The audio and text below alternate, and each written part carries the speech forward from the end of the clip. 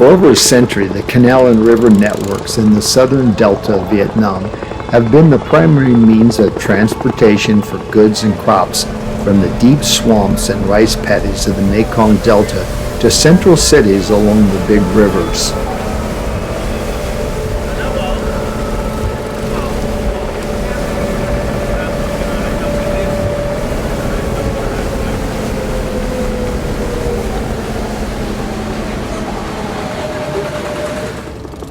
Due to the monsoons and rainy seasons, sparse roads were nearly impossible to maintain and use for the mass movement of goods, services, and people.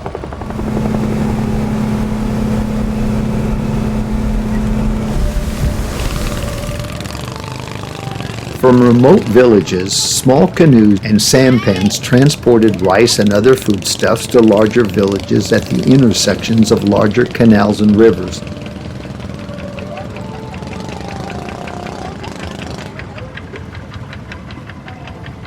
In these urban cities, the goods were sold to local distributors who also sold the produce and grain to towns along the Mekong River and further on to the capital city of Saigon.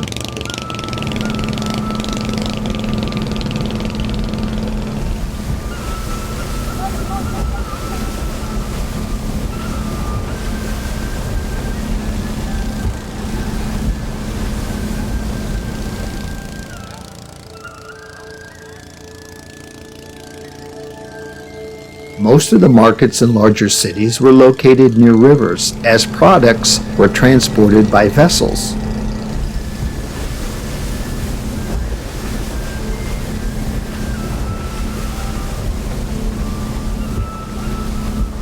This resulted in floating markets where buyers and sellers met on the rivers to conduct their transactions as they lived and worked on their boats.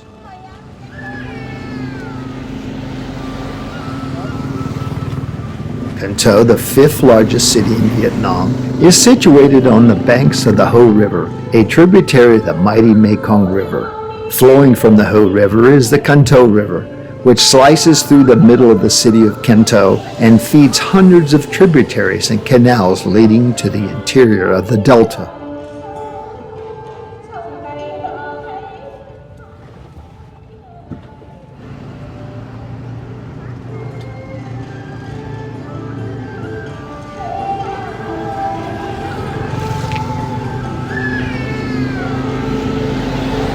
The Cai Rang floating market in Can Tho became famous for its vibrant mercantile exchanges.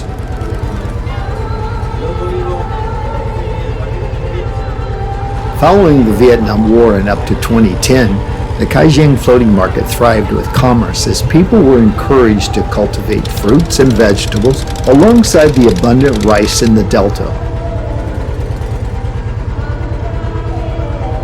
In the early morning hours, the floating market became a maze of hundreds of boats and junks of all sizes, anchored along the river for about a kilometer, all carrying a variety of seasonal fruits and vegetables for sale.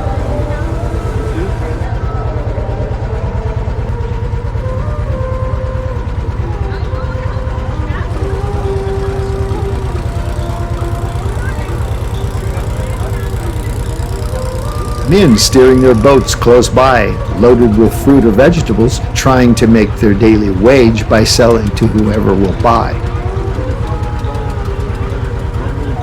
Unlike shops and stalls in ordinary markets, sellers cannot cry out to advertise their wares since it is impossible to be heard over the noise of loud boat engines. That is why it is essential for each boat to display a long, upright pole at its bow. The locals call it a Cai Beho, on which the sellers hang samples of their products. If they sell bananas, they will hang bananas on the Cai Beho, so that buyers can see what items are on sale from a distance. This method of selling is simple, yet has been in existence for over 100 years.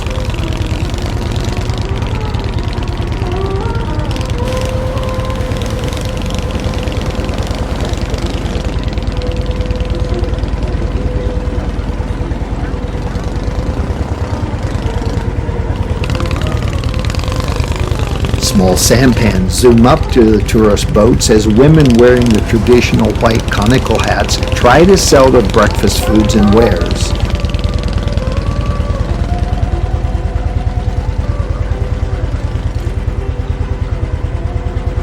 COVID-19 diminished the vibrancy of the floating markets, as well as the new government's construction of roads and bridges in the Delta region, which improved the transport of produce and goods to markets more efficiently than waterway transportation.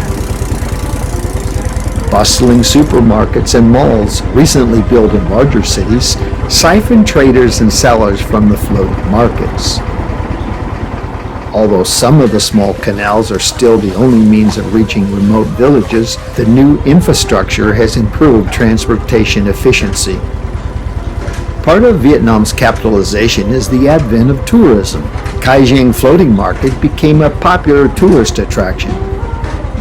Tourists can rent small boats to float among the larger vessels engaged in selling or buying the goods being offered. Visitors can enjoy the bustling market atmosphere and observe the lives of merchant families, with multiple generations living on the boats.